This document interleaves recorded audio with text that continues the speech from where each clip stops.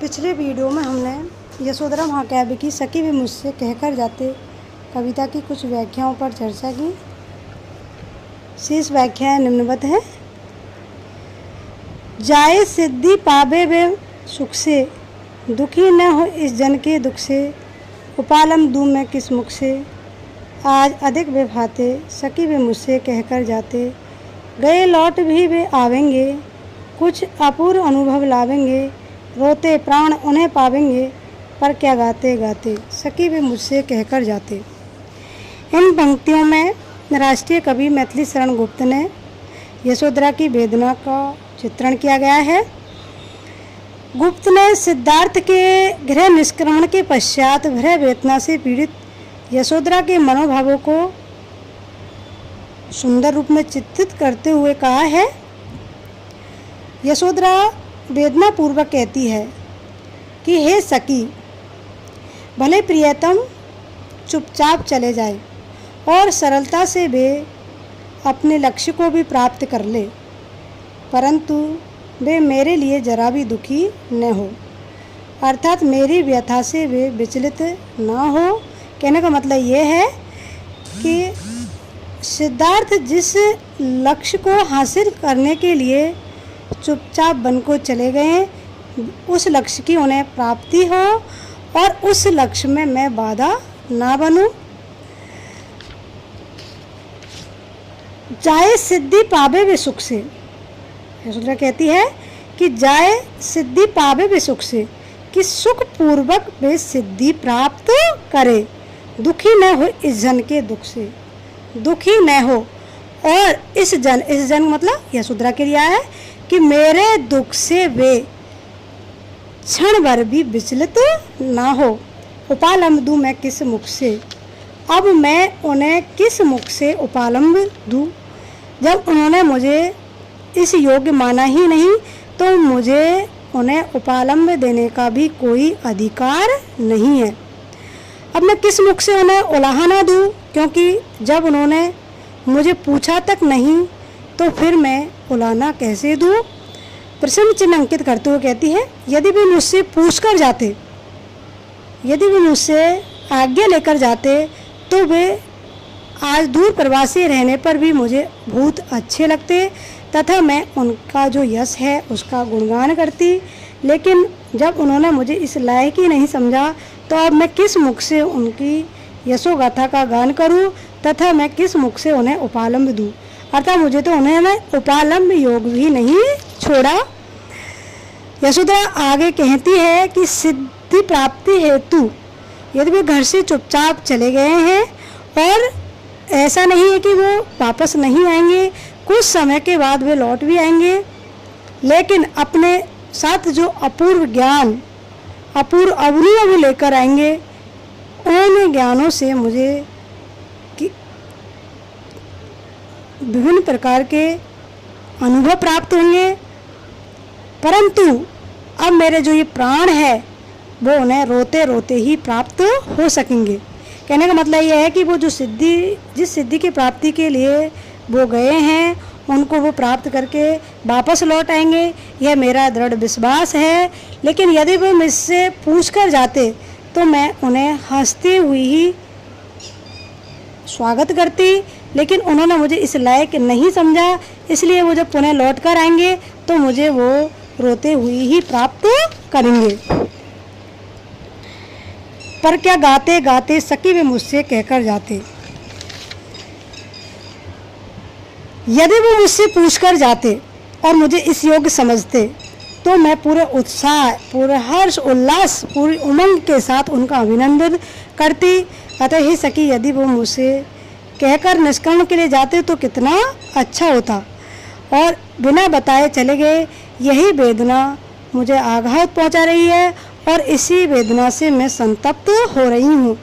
मैथिली शरण गुप्त ने इन पंक्तियों में परित्यक्ता नारी की व्यवस्था और पुरुष की स्वच्छंदता का सुंदर चित्रण किया गया है, और भारतीय नारी का जो स्वाभिमान है, जो गौरव है, उसका भी उल्लेख किया गया है।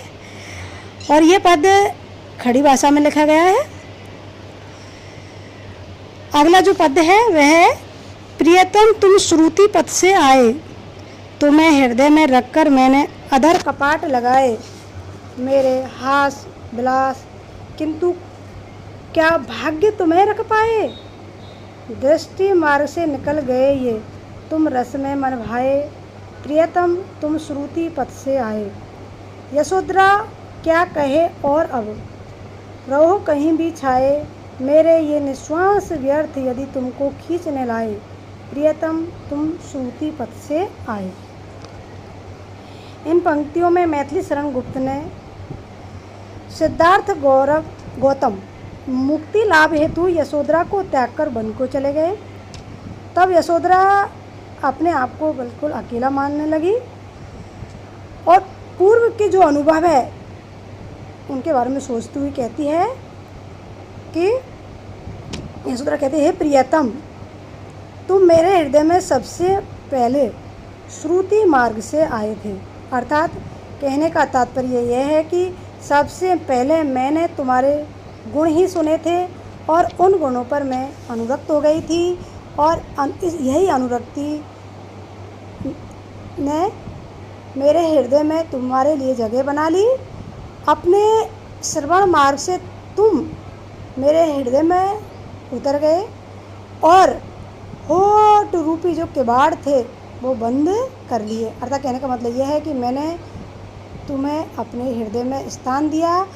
मेरे हृदय में तुम्हारे अतिरिक्त अन्य कोई छवि अंकित नहीं है। यशोधरा पूर्व समय की स्मृतियों में डूबी हुई थी, इसलिए वो कहती है, तुम्हें हृदय में रखकर मैंने अधर कपाट लगाए। अर्थात मेरे हृदय में स्थान देकर मैंने जो अधर रूपी कपाट है वह बंद कर लिए। अर्थात कहने का मतलब है तुम्हें प्राप्त करने के बाद मेरे लिए सोचने का अन्य कोई साधन नहीं बचा। मेरे हास विलास किंतु क्या भाग्य तुम्हें रख पाए। मिलन के वे दिन कितने सुंदर थे जब हम व्यंग विनोद और विलासपूर्ण वार्तालाप किया करते थे। हमारे जीवन में सरसता थी, लेकिन वही सरसता आज नीरसता में परिवर्तित हो गई है। मेरे दुर्भाग्य के वे दिन मेरे दुर्भाग्य के दिन प्रारंभ हो गए हैं। हे प्रियतम आज तुम मेरे नेत्रों के मार्ग से भी निकल गए हो। दृष्टि मार्ग, दृष्टि नेत्रों के मार्ग से निकल गए हो। दृष्टि का तात्पर्य यहाँ नेत्रों से है। रस में मन भाए, लेकिन तुम्हारे साथ मेरी जो पूर्व स्मृतियाँ है वो भी अभी भी मेरे हृदय में शेष है और मैं उन स्मृतियों के आधार पर ही जीवित हूँ। प्रियतम तुम श्रुति पथ से आए। हे प्रियतम तुम मेरे जीवन में श्रुति मार्ग से आए। यह तुम्हारी यशोधरा अब और क्या कहे। वह तो केवल इतना ही कह सकती है कि तुम कहीं पर भी क्यों न रहो।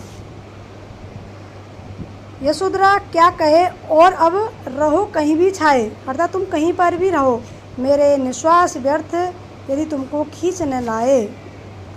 लेकिन मेरी जो निश्वास भरी वेदना है यह तुम्हें खींचकर अवश्य लेकर आएगी।